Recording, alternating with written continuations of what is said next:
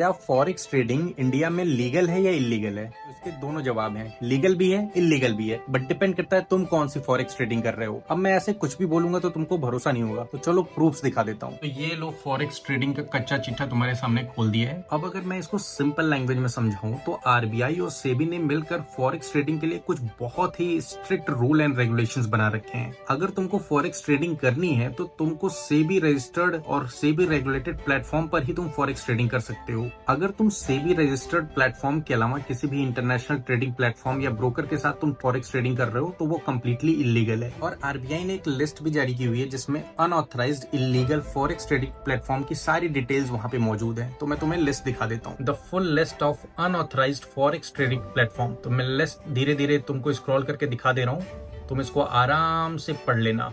अगर इसमें से कोई भी ब्रोकर पे तुम ट्रेड कर रहे हो ना तो तुम बहुत बड़े खतरे में हो। और इस लिस्ट में पूरे 88 नेम्स हैं। इसमें कुछ बड़े नाम भी हैं जैसे EXNS, OptaFX, इस तरह के और भी पता नहीं कितने सारे बड़े नाम। अगर आप भी फॉरेक्स ट्रेडिंग कर रहे हो तो जाने अनजाने में हो सकता है शायद आप भी इनमें से किसी भी प्लेटफॉर्म पे फॉरेक्स ट्रेडिंग कर रहे हो। अगर तुम फॉरेक्स ट्रेडिंग करते हो और ऐसे करेंसी पेयर में ट्रेडिंग करते हो जिसमें INR मतलब इंडियन रुपीज इंक्लूड नहीं है तो वो सारे इलीगल है, जैसे USD JPY, USD GPB या USD के साथ कोई और पेयर। मतलब एक इंडियन करेंसी उस करेंसी पेयर में होनी चाहिए। अगर वो करेंसी पेयर में इंडियन करेंसी नहीं है तो समझ लो पूरी इलीगल है। भारत की जनता भेड़ चाल में बहुत ज्यादा चलती है। तो जैसे कोई इंडियन फिन इन्फ्लुएंसर है जिसका बहुत बड़ा नाम है, अगर उसने बोल दिया कि इंडियन मार्केट तो बहुत ज्यादा मैनिपुलेटेड है, फॉरेक्स ट्रेडिंग करो और फॉरेक्स ट्रेडिंग में दबाकर पैसा कमाओ, यहाँ पर आपका प्रीमियम डिके नहीं होता और अच्छा खासा पैसा बन जाता है, तो हम अपना बिना दिमाग लगाए, अपना बिना रिसर्च किए सीधा उस प्लेटफॉर्म में रजिस्टर कर लेते हैं और उस पर ट्रेडिंग करना चालू कर देते हैं, ये जाने बगैर कि उसके कॉन्सिक्वेंसेस क्या होने वाले हैं। तुम जिस भी फिन इन्फ्लुएंसर को फॉलो करते हो, तुमने ये चीज नोटिस करी होगी, वो सारे पहले इंडियन मार्केट में आराम से ट्रेड करते थे, चाहे वो निफ्टी हो, निफ्टी बैंक हो, सेंसेक्स हो, फिन निफ्टी हो, क्योंकि उसकी वीकली एक्सपायरी होती थी। जब से उन सब की एक्सपायरी खत्म हुई है, नोटिस भी जारी किया था जिसमें कोई भी Indian broker platform referral commission किसी भी फिन इन्फ्लुएंसर को नहीं देगा। Zerodha has stopped paying monetary brokerage commission to referrals effective